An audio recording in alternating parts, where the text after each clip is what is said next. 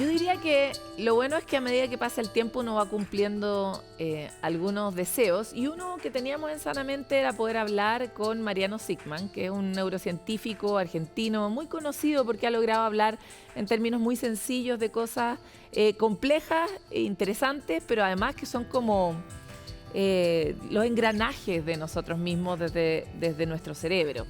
Ha escrito un montón de libros: Amistad, El poder de las palabras, La vida secreta de la mente. Muchas gracias por estar aquí en Sanamente. Paloma, una alegría enorme. Oye, he querido muchas veces hacer esta entrevista, entonces la gran cosa que me conmueve de los neurocientíficos es que tienen acceso como a una caja de Pandora muy grande, que es el cerebro. Se dice mucho que conocemos mucho más el sistema solar o las galaxias que lo que ocurre realmente entre nuestras dos orejas. Sí. Y por eso me encantaría saber cuál es para ti, en el momento en el que estamos, un hallazgo de la neurociencia que realmente nos esté cambiando la forma de comprendernos a nosotros mismos. Una pregunta muy buena y muy desafiante. Yo soy un neurocientífico un poco escéptico escéptico de la neurociencia, y creo que sanamente escéptico, porque lo que pasa en la neurociencia es que un poco se ha puesto como muy de moda, ¿sabes? Últimamente. Y entonces me parece que muchas veces se usa el cerebro como una especie de eufemismo para referirse en realidad a lo que nosotros pensamos como el pensamiento, ¿no? Entonces, por ejemplo, alguien dice, bueno, tu cerebro quiere que tú salgas a correr. El que quiere salir a correr eres tú, quiero decir. O sea, a lo mejor tu cerebro quiere otra cosa, que es que hay algo que puedes decir que las endorfinas producen un estado cerebral que eventualmente hace que te pongas en movimiento. Y ahí lo simplificas mucho. Pero no es solo un tema de simplificación, sino es un tema como de quitarse la responsabilidad, ¿sabes? Como no soy yo, es mi cerebro. Y entonces eso te da como cierta comodidad, ¿sabes? O sea, no soy yo, es mi cerebro que quería hacer este tipo de cosas. Entonces, yo además de contar la neurociencia durante muchos años la he hecho, siempre me he hecho como de manera crítica la pregunta que tú acabas de hacer, que es como, ¿cuál es un descubrimiento genuino del cerebro que en realidad no es solo una metáfora, sino que hemos descubierto algo del cerebro que nos permite entendernos a nosotros mismos de una manera que sin haber observado el cerebro no lo hubiésemos entendido? Y cuando pones esa exigencia, en realidad, que yo creo que hay que ponerla, te quedan muy poquitas cosas. O sea, te empiezan a quedar como algunas pocas cosas. Yo te voy a contar una que a mí me conmovió bastante, porque tú eres madre y yo soy padre además. Noam Chomsky, que es un lingüista. Lo entrevistamos acá. Bueno, qué orgullo haber sido coentrevistado de Noam Chomsky. Él tenía como esta idea de ¿por qué no es esta especie de paradoja, ¿no? ¿Por qué no es tan fácil aprender el lenguaje de pequeños, que es tan difícil? ¿Cómo puede ser que una niña de 2 años, que todavía no sabe hacer 2 más 1, ya tenga 4.000 palabras, que las conjugue, que las ponga en el orden correcto, que pueda expresar ideas? Y Chomsky tenía esta idea de, bueno, el cerebro está como predispuesto para el lenguaje. Y es algo, entonces, pero ahí tiene que apelar al cerebro, porque si no, no lo puedes entender. Y entonces, esto era una conjetura, una teoría.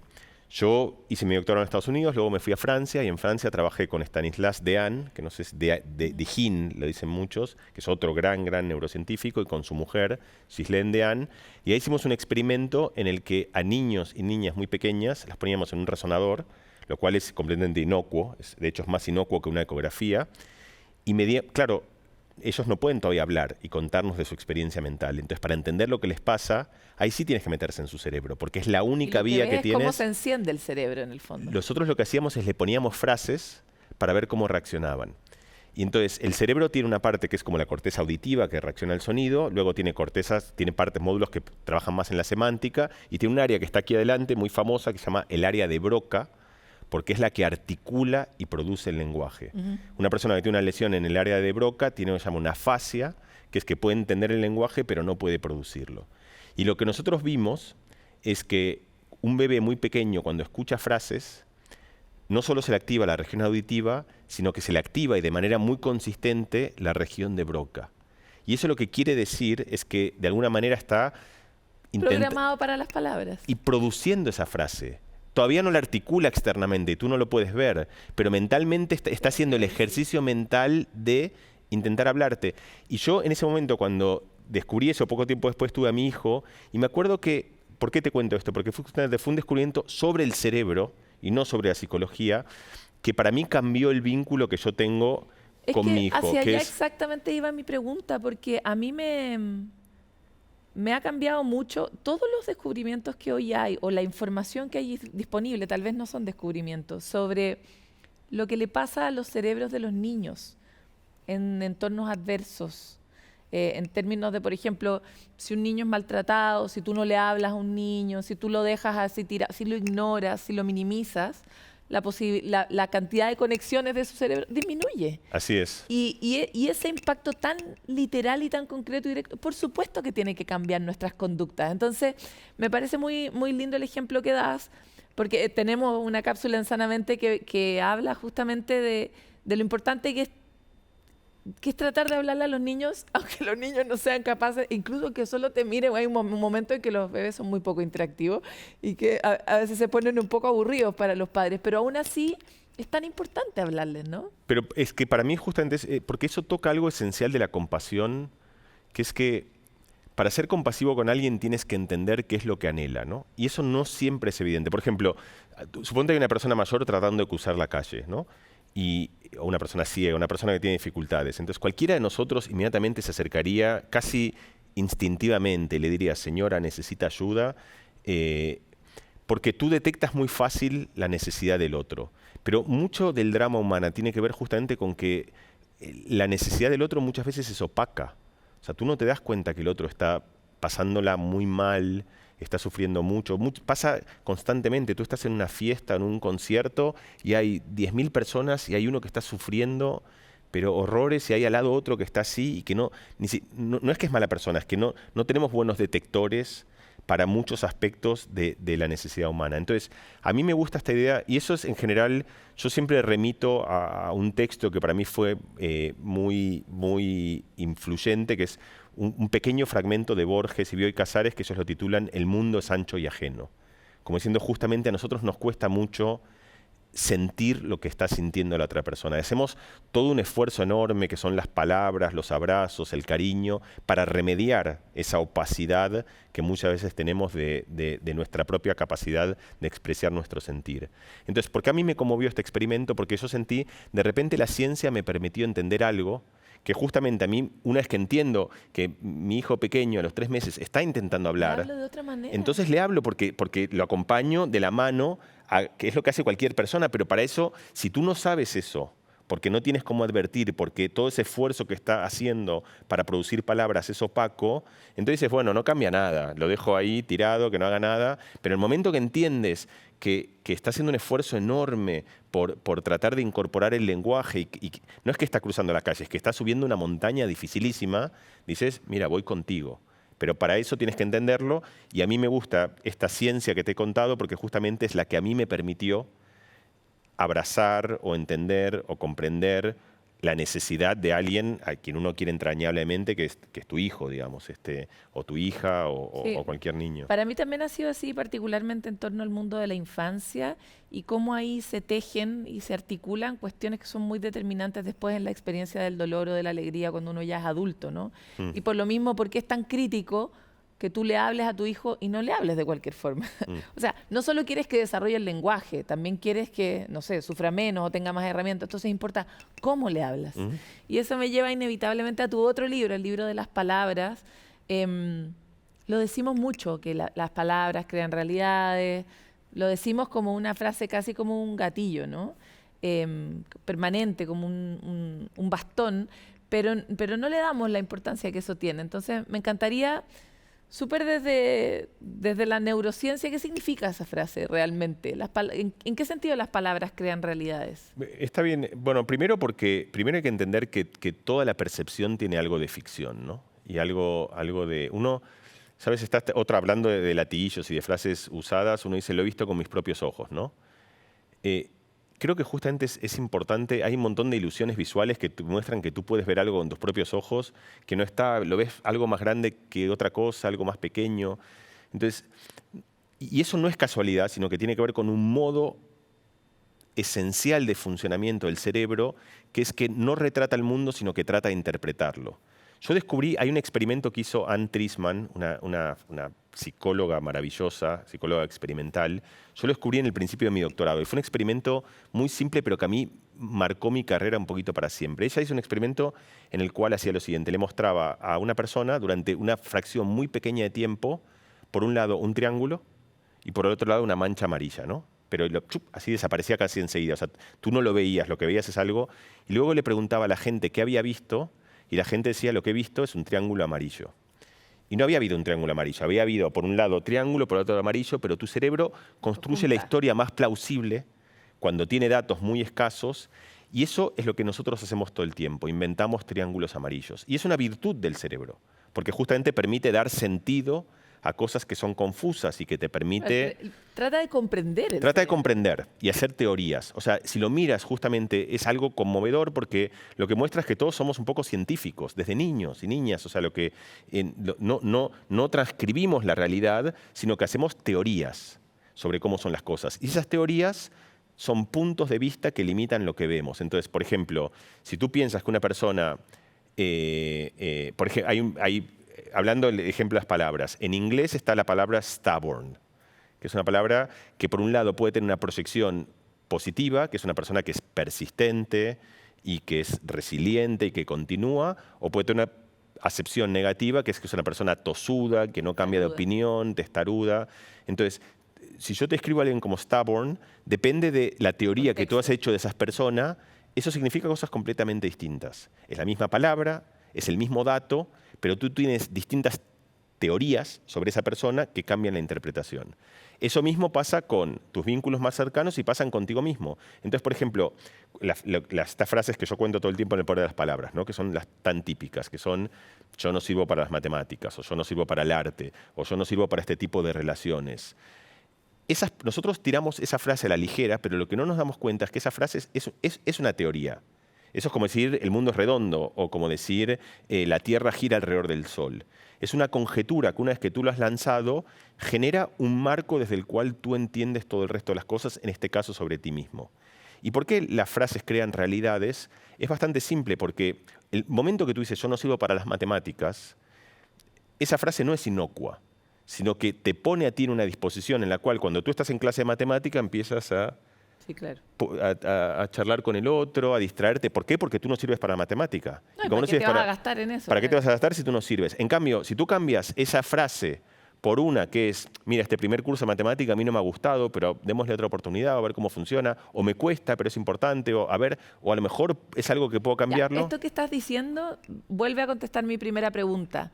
¿Te cambió la forma de hablarte a ti mismo cuando aprendiste estas cosas? Sí, mucho. O sea, hay muchas cosas de mi investigación. De hecho, El poder de las palabras de mis libros, te diría que es el libro que nace más, en el cual yo no soy un experto, sino más bien decir como la víctima, pero el que... El lugar donde ejecutas todo esto, ¿no? Yo escribo el poder de las palabras porque hay cosas que a mí me cuestan resolver mucho. Y entonces, como soy un nerd, mi manera de resolverlas es investigar, consultar a la ciencia y a la literatura y a la filosofía y a mis amigos para tratar de entender cuáles son los caminos para resolverlo. Y diría que El poder de las palabras, y creo que también por eso, El poder de las palabras fue un libro que justo tuvo una resonancia particular, como que llegó a un público pero es que todos más amplio. O sea, espérate, venimos de sociedad, Argentina no lo hace nada de mal, pero Chile es una sociedad que se habla muy mal a sí misma, en que nos hablamos mal entre nosotros y donde tenemos mucho más clara la lista de errores y problemas que cada uno tiene que la lista de virtudes. Y por lo tanto esas narrativas son estructurales. Sí, pero no es en Argentina, en Chile es el mundo. O sea, es algo que forma parte de un núcleo psicológico muy grande. Hay una idea que es la distancia afectiva. Entonces, tienes distancia afectiva con, no sé, por ejemplo, una persona de la cajera del supermercado, tienes en general una distancia afectiva muy grande, no es alguien o con el empleado del banco, o con la persona que te cruzas en la calle. Luego tienes como un círculo de conocidos, un círculo de amigos, tu pareja, tus padres, tus hermanos, tus hijos, y en el centro de todo eso está uno mismo. Digamos, uno es como y a medida que uno va pasando de lo más lejos a lo más cercano, cambia una inclinación psicológica muy marcada, que es de lo que se llama, digamos, de una especie en el centro máximo está una perspectiva crítica, de juicio, de tratar de cada cosa de la vida, pensar si está bien, si está mal, cómo podría ser mejor, que tú no la tienes con el cajero del supermercado. Con el cajero del supermercado tienes otra que hace las cosas y las observas de una perspectiva más contemplativa, más compasiva. Por eso se da, casi hay una paradoja que está en el comienzo de todo lo que yo hice en el Poder de las Palabras, que es también una muletilla que yo he repetido 1000 veces, pero es que es para mí tan clara, que es una persona, hablamos antes, una persona común en la calle se cae, y tú te acercas y le dices, señora o señor, ¿qué le pasa? ¿La puedo ayudar? Esa es la perspectiva compasiva.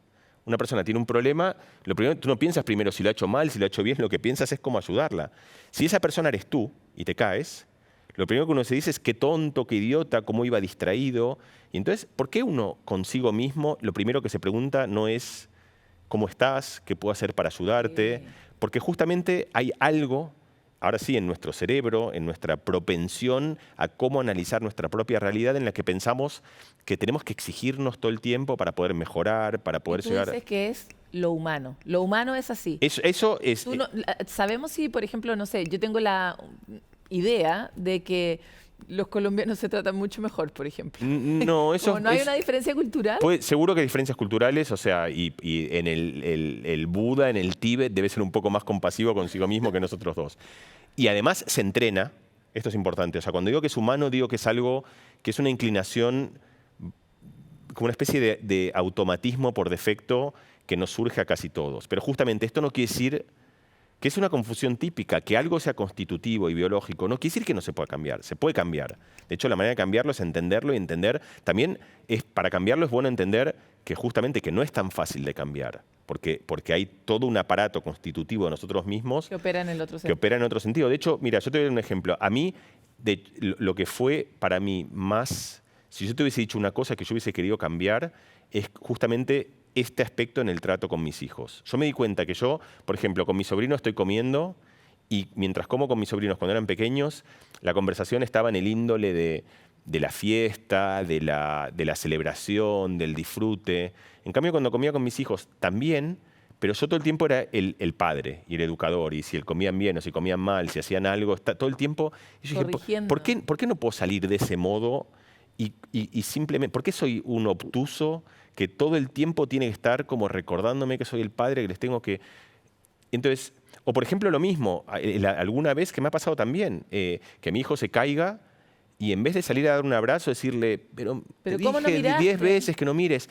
Y yo detesto eso de mí. Sí, claro. O sea, si tú me puedes decir algo que yo elegiría poder cambiar de mi estructura, entonces a mí el libro me ayudó para eso. Pero una cosa que quiero contarte que es importante, que es que no es que me propuse hacerlo y al día siguiente lo cambié. Sí, claro. Me propuse hacerlo y al día siguiente seguía haciéndolo, pero había una diferencia, que es que cuando lo hacía, yo ya tenía como a mí mismo desde afuera diciendo, has visto, has caído en lo que... Y un día no lo hacía, y después 3 veces, o sea, lo hacía menos. Y ya el día que no lo hacía, también lo miraba y celebraba y decía, de a poquito, es como ya con eso, es como Kill Bill, ¿sabes? Cuando ella queda toda que no puede moverse y de repente mueve el dedo índice y dice...